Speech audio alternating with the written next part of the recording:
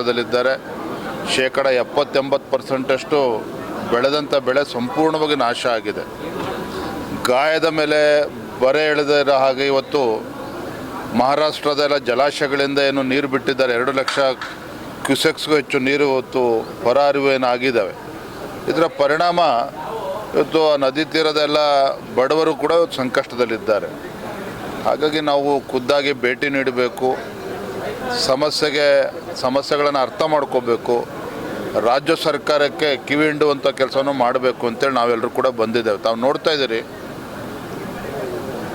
ಉಸ್ತುವಾರಿ ಸಚಿವರುಗಳು ನಾಮಕಾವಾಸ್ತೆ ಆಗಿದ್ದಾರೆ. ಉಸ್ತುವಾರಿ ಸಚಿವರುಗಳಂತ ಅನ್ನಿಸ್ಕೊಂಡವರು ಎಲ್ಲಿ ರೈತರ ಸಮಸ್ಯೆ ಇದೆ ಅಲ್ಲಿ ಹೋಗಿ ಪ್ರವಾಸ ಮಾಡಿ ಅವ್ರ ಸಮಸ್ಯೆ ಕೇಳುವಂಥದ್ದು ಯಾವ ಪರಿಪಾಠವು ಎಲ್ಲವೂ ಕೂಡ ಈ ಸರ್ಕಾರದಲ್ಲಿ ಮರ್ತೋಗ್ಬಿಟ್ಟಿದೆ. ಕೃಷಿ ಸಚಿವರು ಪತ್ತೆ ಇಲ್ಲ, ರೆವಿನ್ಯೂ ಮಿನಿಸ್ಟ್ರು ಪತ್ತೆ ಇಲ್ಲ. ಅಂದರೆ ಎಲ್ಲರೂ ಬೆಂಗಳೂರಿಗೆ ಸೀಮಿತ ಆಗಿರ್ತಕ್ಕಂಥ ರಾಜ್ಯ ಸರ್ಕಾರ ಇದು. ಹಾಗಾಗಿ ನಾನು ಇವತ್ತು ಆಗ್ರಹ ಮಾಡ್ತೇನೆ ಗೌರವಾನ್ವಿತ ಮುಖ್ಯಮಂತ್ರಿಗಳಲ್ಲಿ, ಇಂಥ ಕ್ಲಿಷ್ಟಕರ ಸಂದರ್ಭದಲ್ಲಾದರೂ ಕೂಡ ಮಾನವೀಯತೆಯಿಂದ ಒಂದು ರಾಜ್ಯ ಸರ್ಕಾರ ನಡೆದುಕೊಳ್ಬೇಕಾಗ್ತದೆ.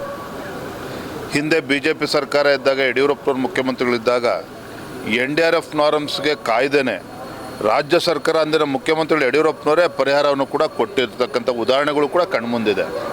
ಹಾಗಾಗಿ ಕೇಂದ್ರ ಸರ್ಕಾರವನ್ನು ದೂರದೇನೆ ಕಾಯ್ದೇನೆ ತತ್ಕ್ಷಣ ರೈತರ ಸಮಸ್ಯೆಗೆ ಸ್ಪಂದನೆ ಮಾಡಬೇಕು, ಪರಿಹಾರ ನೀಡಬೇಕು ಅಂತೇಳಿ ಆಗ್ರಹ ಮಾಡ್ತೇನೆ. ಪರಿಸ್ಥಿತಿಯಲ್ಲಿ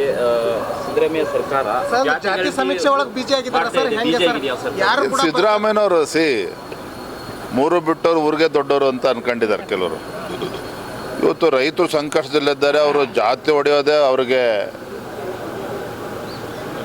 ಇಂಪಾರ್ಟೆಂಟ್ ಆಗಿದೆ, ಅವ್ರಿಗೆ ಅದೇ ಮುಖ್ಯ ಆಗಿದೆ.